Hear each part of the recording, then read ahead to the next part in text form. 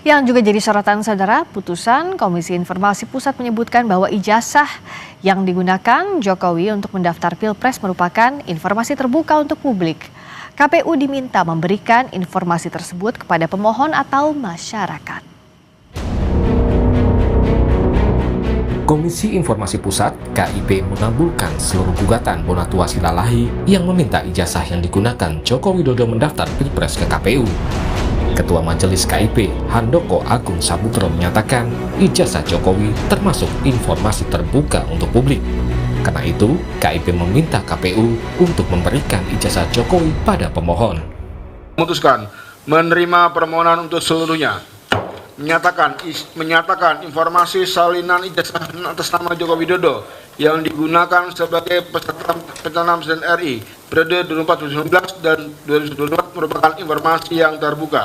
Memerintahkan kepada termohon untuk memberikan informasi paragraf 62 kepada pemohon setelah putusan ini berkekuatan hukum tetap. Sementara itu, Bonatua menyatakan putusan KIP sebagai bentuk kemenangan publik. Ini kemenangan publik, artinya 9 item yang ditutup-tutup ini harus terbuka untuk publik. Dengan begitu, publik bisa tahu nanti membedakan, apalagi yang punya ijazah UGM, yang punya ijazah legalisir UGM, dia bisa langsung bandingin. Punya saya tanda tangannya kok sama, atau kok beda, kok dekannya ini tanda tangannya begini, itu nanti akan dibukakan semua ya, yang 9 item ini. Termasuk yang tanggal-tanggal legalisir, kapan dilegalisir, tanggalnya ada, ini kan banyak disembunyiin. Jadi pada intinya ini adalah kemenangan publik. KPU menyatakan hingga Rabu kemarin belum menerima salinan keputusan KIP. Komisioner KPU Iva Rosita melalui pesan tertulis mengatakan, saya sudah berkoordinasi dengan Kabiro Hukum KPU apakah telah menerima salinan putusan perkara KIP nomor 074 sebagai bahan untuk kami pelajari. Dan kebetulan kami bertujuh belum kumpul lengkap pasca putusan sidang KIP ini, karena sebagian masih bertugas di luar kota. Segera setelah itu, kami putuskan dalam pleno untuk langkah selanjutnya. Sementara Ketua KIP periode 2009-2013, Ahmad Alamsyah Saragih menyarankan KPU tidak perlu banding, karena putusan KIP sudah jelas. Ini adalah sebuah hak publik ya, dan yang lebih penting, kalau kekuatan ini putusan ini sudah berkekuatan hukum tetap, dan maka saya sarankan sebaiknya KPU nggak usah banding, nggak usah sudah terang benderang ya, supaya semua proses-proses election ke depan itu sudah ada acuan. Jadi nggak usah, ya malu aja kita ya sebagai bangsa ya, masa cuma mengakses informasi seperti ini aja. Oh jadi Anda menyarankan bahwa KPU ini sebenarnya tidak usah untuk mengajukan banding ya? Saran saya. Pasca putusan KIP, KPU masih memiliki waktu 14 hari untuk melayangkan banding ke PT UN. Bila tidak, KPU harus membuka dokumen informasi ijazah Jokowi pada publik. Tim Liputan, Kompas TV. Lalu bagaimana KPU harus menyikapi putusan KIP yang memutuskan bahwa salinan ijazah Jokowi merupakan informasi terbuka? Kita ulas bersama anggota Komisi 2 DPR RI dari fraksi Golkar, Ahmad Doli Kurnia, yang nanti akan bergabung dan sudah hadir di studio Kompas TV, Koordinator Nasional JPPR Randy Umboh. Selamat malam, Bung Randy. Ya, selamat malam. Nah, kalau bicara soal apa yang harus dilakukan KPU, sebenarnya kan kalau dari putusannya KIP ini, KPU punya waktu 14 hari kalau memang mau mengajukan banding. Tapi menurut Anda, apa sebenarnya yang harus segera dilakukan oleh KPU? Sikapnya sebaiknya seperti apa? Ya, segera tindak lanjuti. Memang, jadi dalam Undang-Undang Keterbukaan Informasi Publik kan, Undang-Undang 14/2008, diatur hukum acaranya. Kalau dalam konteks sengketa informasi publik, putusannya tidak diterima oleh salah satu pihak, pasal 48 ya, itu boleh mengajukan secara tertulis gugatan ke Pengadilan Tata Usaha Negara, PT UN, bagi badan publik negara, itu pasal 47. Nah, itu badan publik manapun termasuk KPU. Tapi dalam konteks ini, salinan ijazah calon presiden kan 2014-2019, ngapain juga kalau ada opsi itu dan dilakukan oleh KPU. Mengapa menurut Anda sebaiknya ditunjukkan?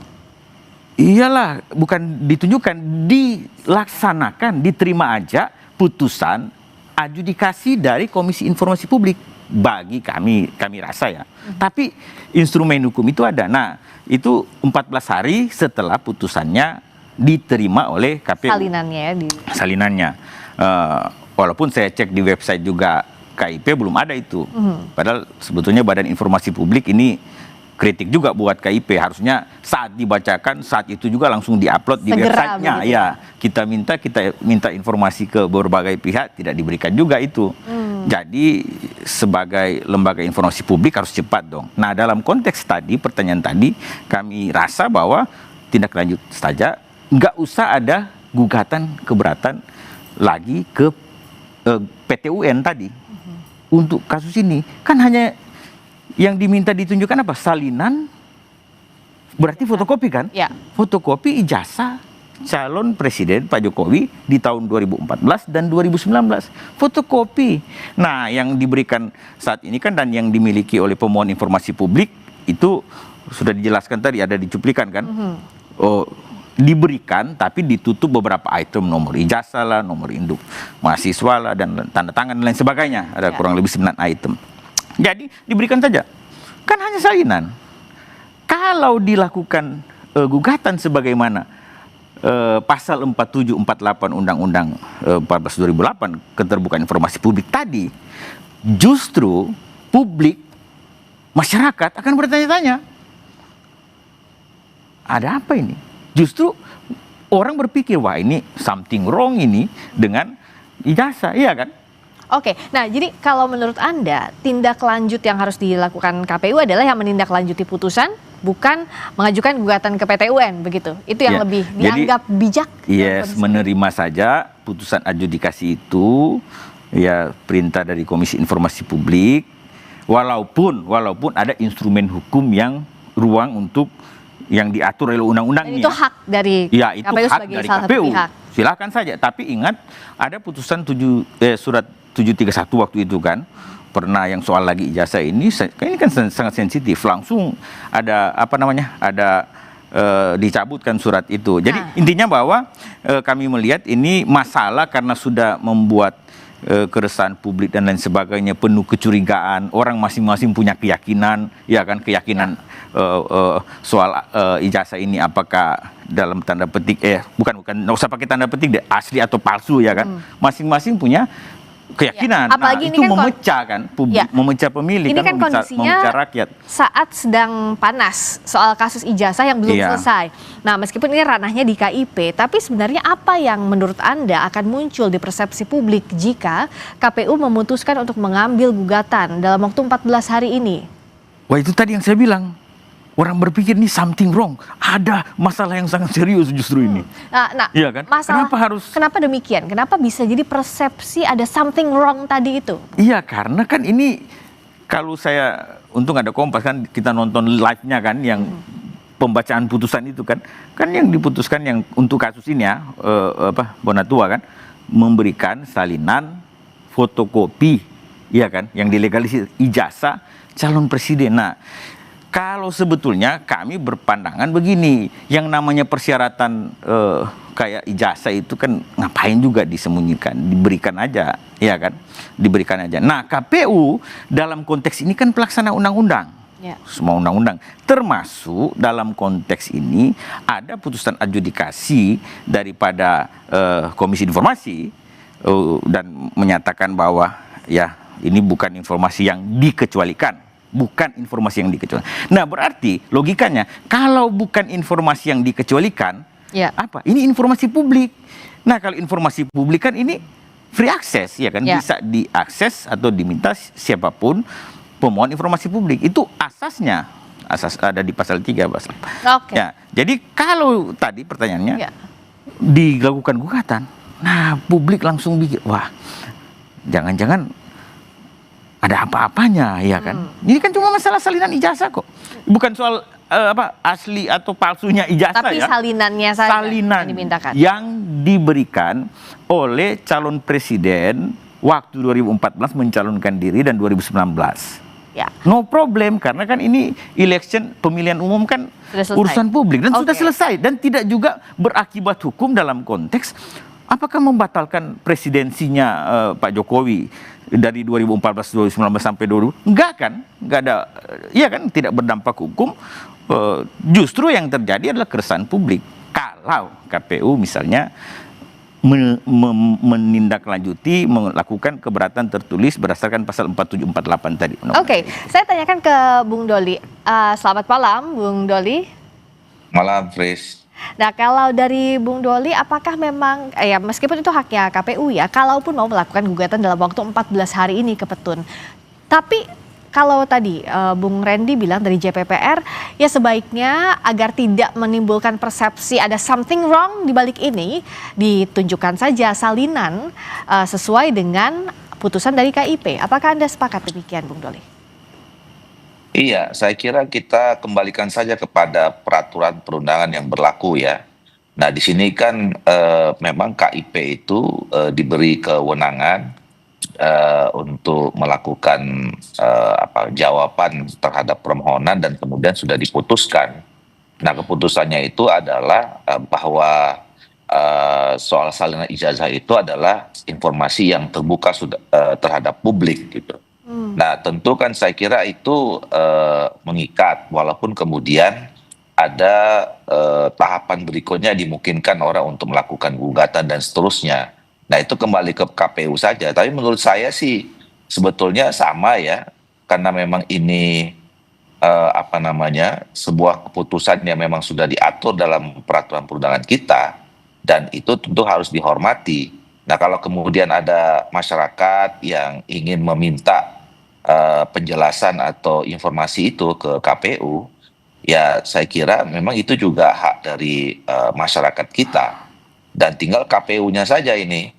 Dan menurut saya betul tadi bahwa kalaupun ini ada pihak atau kelompok masyarakat yang meminta, ya kan nggak ada soal juga sebetulnya untuk bisa ditunjukkan informasi itu gitu. Ya, apakah dengan ini juga harus ada revisi ke depannya soal peraturan perundang-undangan, ya harus dibuka ijazah tidak hanya presiden tapi juga berbagai jenjang kepala daerah atau bahkan juga anggota DPR. Apakah harus sejauh itu? Kita bahas usai jeda di Sapa Indonesia Malam.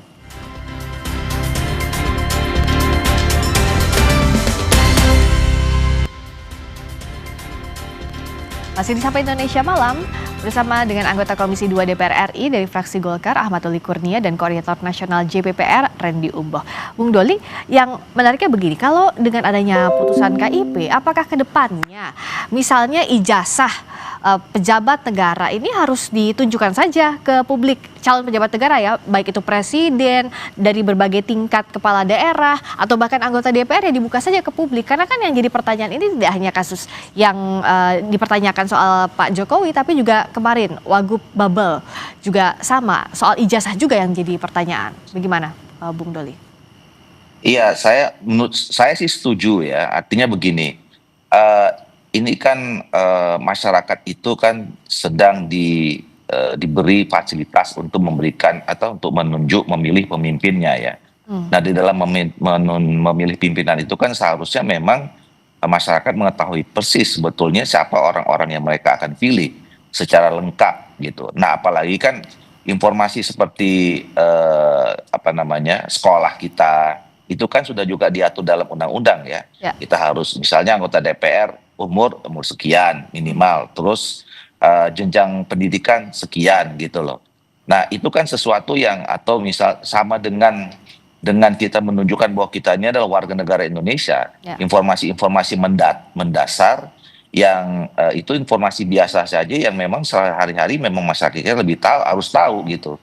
Nah, jadi menurut saya ke depan ya memang dimungkinkan saja kalau ada masyarakat atau kelompok masyarakat yang ingin meminta informasi itu dibuka, walaupun sebetulnya kita misalnya kalau ingin berkeinginan menjadi calon presiden, wakil presiden, anggota DPR, gubernur, bupati, dan wakil-wakilnya itu ya tentu kan juga harus memenuhi persyaratan yang diatur undang-undang, nggak boleh main-main juga gitu. Tapi kalau kemudian masyarakat juga ada yang memerlukan untuk memastikan bahwa informasi yang disampaikan itu benar, ya karena ini adalah informasi yang yang sangat mendasar ya, yang otentik gitu. Menurut saya bagus juga untuk kemudian bisa diakses untuk publik. Kalau Bung Randy sebenarnya melihat apa sih yang jadi kendala selama ini kalau toh memang ini informasi publik ya dibuka saja begitu. Apakah karena aturannya memang tidak tegas mengatur itu? Sebenarnya kalau dari sisi aturan ya Friska gini. Kalau soal persyaratan ini kan menyangkut persyaratan. Ada persyaratan pencalonan, persyaratan calon. Ini kan persyaratan calon, baik calon presiden maupun legislatif tadi yang ditanyakan Friska. Itu aturannya sudah jelas, memasukkan dokumen, ada pemeriksaan administratifnya, ada verifikasi administratifnya, ada verifikasi faktual bahkan. Ya. Verifikasi faktual itu misalnya calon kepala daerah atau calon presiden itu pergi ke tempat perguruan tinggi misalnya dalam konteks ijazah ya, untuk cek betul nggak ini lulusan kampus ini atau lulusan sekolah ini. Itu sudah ada dalam regulasi. Nah, tapi menarik pertanyaan Friska tadi, saya paham arahnya kemana. Gimana kalau dibuka ke publik untuk semua proses pencalonan dalam konteks elected official tadi, lewat pemilu kan? DPR, calon DPR dari provinsi, dibuka aja. Iya, menarik. Sekarang kan zaman digital. Kalau perlu dibuka di website. Semua KPU menayangkan ini calon-calon, habis itu yang terpilih ini semua persyaratannya sesuai persyaratannya kan, CV-nya ada, dia lulusan mana, kampus ini, kamu ini bisa diakses saja, ya kan? Karena dalam konteks Undang-Undang 14 2008 tadi, yang dari 2008 udah ada, yang saya sebut tadi, asas dari informasi publik itu adalah sifatnya terbuka dan dapat diakses oleh semua pemohon informasi publik, dapat diakses loh. Nah, kalau dulu diaksesnya mungkin pergi ke kantor, sehingga ada pasal 4-nya pemohon informasi publik, artinya orang bermohon informasi ini loh ke badan publik, meminta kan. Nah, tapi saya rasa hal-hal yang dalam zaman terbuka sekarang kemudian ya menarik juga, bisa jadi ke depan lebih rigid lagi mengatur bahwa accessible itu yang dimaksud dapat diakses oleh publik, accessible termasuk bisa di website lembaga resmi bisa itu. Dilihat oleh semua orang. Dan bisa di searching, wah ini lulusan anggota DPR ini, ketua Pak Doli ini kuliahnya ini, doktor ini apa. Wah, ini menarik juga kan. Oke. Nah, tapi kalau untuk ke sana Bung Doli, apakah harus ada aturan yang direvisi? Ya, menurut saya sih sejauh ini tidak, ya itu tadi seperti yang dijelaskan oleh Bung Randy ya, sebetulnya kan ini bagian dari persyaratan calon. Nah, dan itu memang sudah jelas, siapapun tahu kalau orang mau jadi calon presiden, mau jadi anggota DPR, mau kepala daerah, itu tahu syarat-syaratnya gitu. Nah, cuman kadang-kadang kan kejadian-kejadian seperti yang di Bangka Belitung itu kan membuat pada akhirnya masyarakat ada yang bertanya, loh kenapa kok tiba-tiba misalnya ini jadi masalah di kemudian hari gitu. Itu yang kemudian pada akhirnya orang berpikir ya boleh dong kalau gitu informasi-informasi awal persyaratan itu juga kemudian bisa diakses ke publik. Nah, kalau nanti saya tidak tahu persis ya, sekarang aturannya itu apakah memang masih sudah bisa diakses ke publik atau tidak gitu. Tapi kalau misalnya pun belum, saya kira tidak ada masalah itu nanti diatur. Gitu. Nah, apakah bisa juga diperluas kalau misalnya KPU verifikasi, administrasi maupun faktual, tapi ke autentikasi misalnya authentication, kejauhan atau enggak kalau begitu, Bung Doli? Kenapa? Kalau misalnya tidak hanya kewenangan KPU ini verifikasi saja, tapi juga autentikasi, menguji keasliannya. Karena kan sejauh ini kalau keaslian dari lembaga yang mengeluarkan kan, misalnya universitasnya atau sekolahnya begitu. Iya, sebenarnya kan itu sudah diberi kewenangan kepada KPU untuk melakukan itu, ya selama ini gitu. Nah, tinggal kan persoalannya, apakah selama ini data-data itu kita kirimkan ke KPU bisa diakses atau tidak oleh publik. Nah, iya ya. Nah, itu kan. Atau enggaknya itu ya. Nah, tapi tetap harus memang ada lembaga yang kita berikan otoritas untuk melakukan verifikasi itu. Nah, sejauh ini kan KPU. Ya memang salah satu tugas dan tanggung jawab KPU untuk melakukan verifikasi itu. Nah, jadi tidak ada problem KPU. Cuman nanti apakah kemudian ada publik yang ingin mengakses dan kemudian mendapatkan informasi itu yang nanti kita coba kalau yang belum diatur bisa kita atur. Oke. Tapi tadi Bung Randy. autentifikasi kan, Iya, betul. menarik itu. Ini yang luput dari publik loh. Friska bawa ijazah asli dalam melamar kerja nggak? Iya, Bung Doli, kita semua nggak pernah bawa ijazah asli loh. Yang kita bawa atau kita berikan kepada lembaga yang daftar-daftar apa segala adalah salinan ijazah asli, fotokopi. Nah, autentifikasi itu apa? Itulah yang disebut dengan yang kita kenal ijazah yang dilegalisir. Nah, itu namanya legalisasi. Makanya di legalisasi ijazah itu atau yang kita kenal legalisir ijazah, di situ stempelnya ada tulis begini, mengesahkan fotokopi sesuai dengan aslinya. Ya. Itu kurang lebih. Itulah autentifikasi. Jadi Yang legalisir itu tadi ya. yes. Oleh karena itu kalau saya misalnya kampus saya Unima kan, Universitas Manado, saya mau ini saya harus ke kampus itu. Kalau sudah habis legalisirnya, distempel. Nah, syaratnya adalah saya bawa ijazah asli saya di petugasnya di kampus, di Bahwa fakultas. ini perbandingannya Yes. yang aslinya. Bukan perbandingan, Ya. itu syaratnya. Iya betul. Sehingga Di bawahnya yang aslinya bahwa Yes. bisa dilegalisir Sehingga yang bahwa fotokopinya. ini dia bisa mengesahkan kan sesuai dengan aslinya. Jadi Ya. aslinya dilihat dulu oleh pegawainya, Ya. diberikan tanda tangan kepada dekan, misalnya dekan yang menandatangani, ya sudah. Jadi ijazah asli tidak pernah kita bawa di pendaftaran itu, tapi kita bawa waktu kita mau mengesahkan atau autentifikasi Ya. tadi. Ya. Itu, dan ini berlaku secara umum, lumrah, dan memang begitu di Indonesia. Ya, jangan sampai hal-hal administrasi jadi dispute lagi di kemudian hari seperti Ya, itulah yang beberapa kita kasus ini. sebut Oke. tadi dengan Bang Doli, makanya sebenarnya aturannya sudah ada, verifikasi administrasinya, bahkan ada faktual dan lain sebagainya. Oleh Ya. karena itu yang soal-soal remeh-temeh begini, hanya fotokopi salinan ijazah, kan ya diberikan aja deh kepada publik sesuai dengan putusan itu. Terima kasih, Bung Terima kasih, Randy. Friska. Terima kasih juga, Bung Doli. Setelah